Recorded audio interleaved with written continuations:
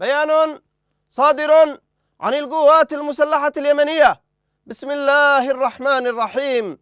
قال تعالى: ولا ينصرن الله من ينصره إن الله لقوي عزيز. صدق الله العظيم.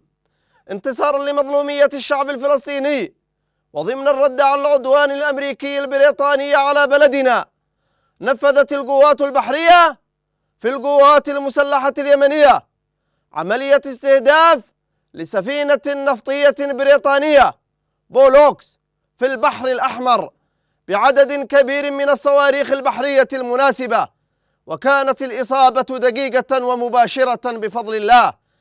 إن القوات المسلحة اليمنية تؤكد استمرار عملياتها العسكرية في البحرين الأحمر والعربي ضد الملاحة الإسرائيلية أو المتجهة إلى موانئ فلسطين المحتلة، حتى وقف العدوان ورفع الحصار عن الشعب الفلسطيني في قطاع غزة. إن القوات المسلحة اليمنية لن تتردد في تنفيذ وتوسيع عملياتها العسكرية دفاعا عن اليمن العزيز، وتأكيدا على استمرار التضامن العملي مع الشعب الفلسطيني. والله حسبنا ونعم الوكيل، نعم المولى ونعم النصير. عاش اليمن حرا عزيزا مستقلا، والنصر لليمن ولكل أحرار الأمة.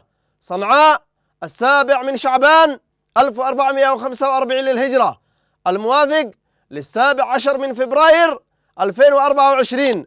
صادر عن القوات المسلحة اليمنية.